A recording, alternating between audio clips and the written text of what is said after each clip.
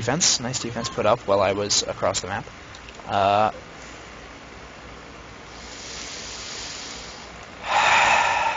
Let's just focus on Blizzy for a bit. So, from this perspective, we can see that he's leaving what was a good, solid push to go do nothing. That's solid. Oh, he's hanging out. I guess he's hanging out and getting healed by the frame station. Alright, I can get behind that, kind of. He's coming back in, loaded up with ammo and health. Trying to do a little work on these guys around the back. Headshot kill right there. Seems like a little overkill to do that for every headshot kill and not just recon headshot kills. Because, quite frankly, if a random dread bullet hits someone in the head, meh. It's the spread that's doing it, not the dread. Could be a new meme. What killed you? The dread player or the lucky spread? You are boring. How about this caveman, dude? Changing clip. So it's just, it keeps looking to me like blue isn't actually putting up a real defense, and yet red is just getting the hack off again. So we'll see if this actually gives our defenders any incentive to fight rather than sit behind their shield and pop out once in a while. No, they just got pretty much wiped by Poison Cloud and Dreadfire because they let the attackers establish a position. They just kind of handed it to them by not being a solid unit.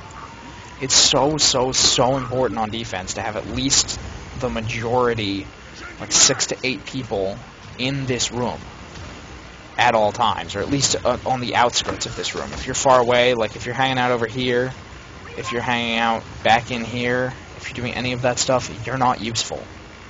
You're just wasting a player slot.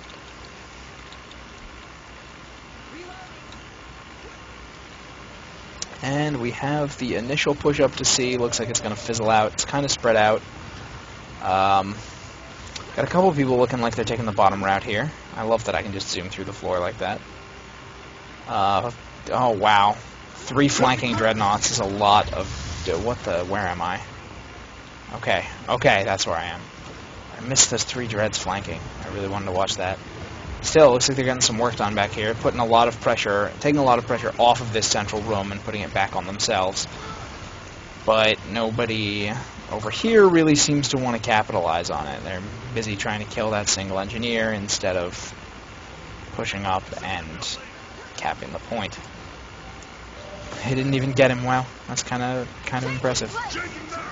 Yeah, for all I've been giving the defensive team about not really playing as a team, the offenders aren't really either. They're not. Neither team is really trying to coordinate or push in any sort of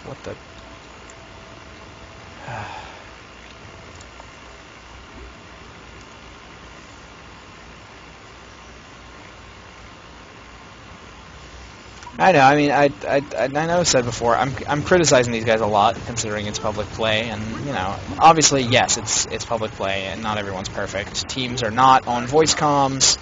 Teams didn't come in here saying, "All right, we're super serial." They came in, "Hey, we're gonna have some fun playing Firefall." But it's, I mean, if I don't talk about what is and isn't going well for each team, I don't have that much to talk about. And maybe, you know, as time goes on, generally.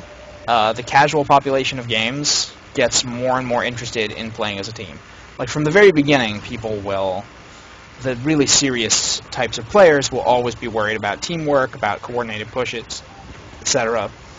But as time goes on, you know, casual gamers pick up on that too. Hack has started, a whole lot of poison trying to cover it. That looks like there's a lot more of the defender team here. It looks like they're probably going to get that on hack, especially with that shield. I'd say that's a pretty safe bet. So they're going to hold C for now at least. Trying to get more poison in there is Fritz, but just couldn't get in there in time thanks to that well-placed force field. And that is the end of 10. So if our new attacking team can capture all 3, they've got it. Or if they can capture B very quickly? Let's find out.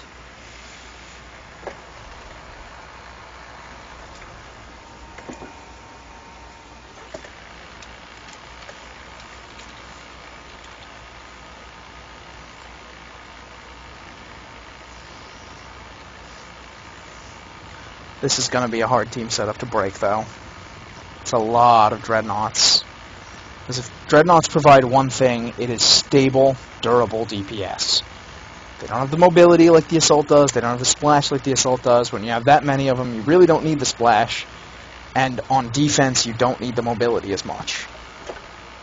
So I actually, and they only have one recon here. I like that. More is overkill. Oh, they're down to one recon on this side as well. Nice. As far as support, we're a little light here. We have one engineer and one biotech. I would like, honestly, I think they could drop a dread for another bio or another NG, one of the two. Get some more support powers out there. The shields are so big in this. The poison clouds, the healing waves have always been big, and they're just as valuable now as they were. Fritz doing the little poison cloud area denial thing, he didn't quite do it early enough, I feel. You have to sacrifice a couple seconds of the actual damage if you don't want to just suicide yourself. It's just how it is. Wow, big solid defense coming on this right side through the tunnel from, but at the same time there's a nice big push going through. This is a really excellent little skirmish happening here. Thunderdome to try and lock some people off. Crater not doing anything. Crater I liked even less than I did before the patch, but that's a discussion for another day. Lots and lots of defensive power coming out here. Look at, you can see the whole time. Lots of kills coming up there. Not a lot of kills coming up here. Those Dreadnoughts so hard to bring down. So much in-your-face damage, especially in a tight, like from right here, or from like around here, you don't have a lot of distance to cover with your damage. You're dealing it. It's tight in. The spread's not going to hurt you that much, and you are just going to murder people. Huh, I wonder why my crouch key doesn't automatically lower my camera. My jump key raises it. That's something I should ask them to add. It looks like we got a couple corpses, people who tried to sneak in and push while there was a distraction going on, but they didn't quite make it, and now my camera is bouncing around again. So let's fly on back over to the important part. Check this out, see if we can get a handle on where people are attacking from. They've got a biotech inside. He's kind of just in the middle of a million dreads right now. Not really the place you want to be, bud.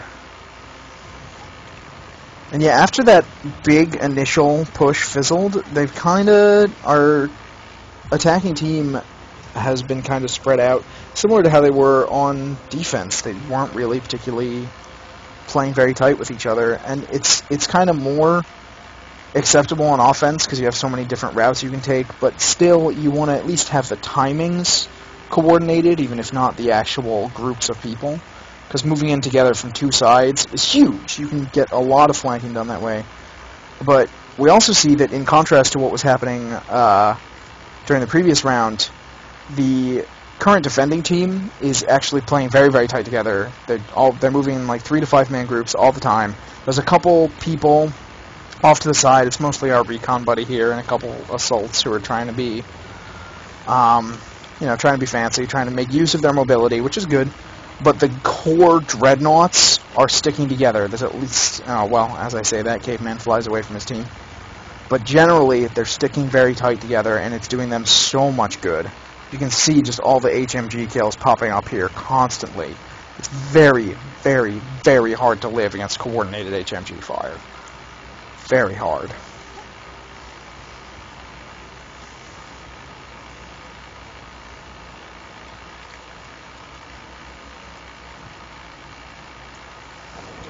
Oh, darn it. Just as I was about to talk about this push from the bridge, which looks like it's fizzled. It looked like they had one guy who may have been pushing in and then instantly got crushed. And the team and the effort just dissipated. We have a couple attackers here in the rear trying to get a flanking action going, but the biggest problem with trying to flank through here is that you have to make your move quick. You can't linger. because if they start getting respawns, you end up pincered. You either make your move, or you fall back and take a different path. You don't sit around there. I mean, you can kind of sit right here between these rocks if you have an assault. You can do a lot of pressure and then just harass them and then back them up. We do see the hack is happening. It was a few seconds ago. Noticed it, but kind of wanted to finish my thoughts. Repulsor Blast to try and push people away from the unhack. He's getting focus fired. He does go down. Buying a little bit of time was our biotech friend Ignitus here.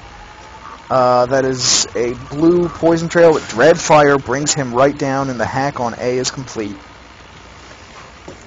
So yeah, a couple attempted unhacks, and that actually went back.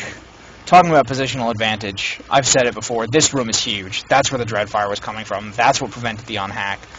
If the attackers hold that room, they just gain such a big positional advantage.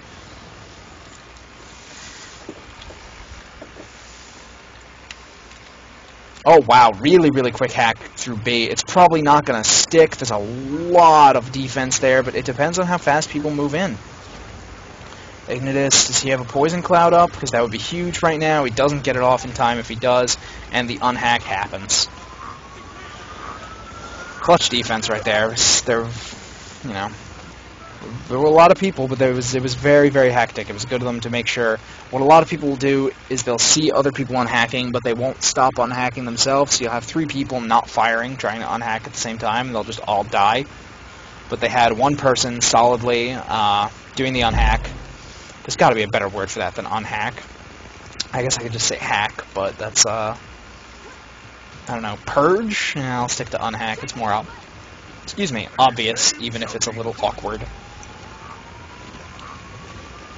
Attempted hack going on, but it's not going to go through. Azrai going to get blasted into the ceiling right there.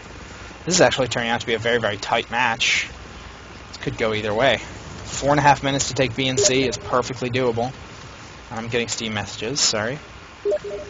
I will be taking a break after this game since it's lasted so long. I need to feed my cats, among other things, and then I will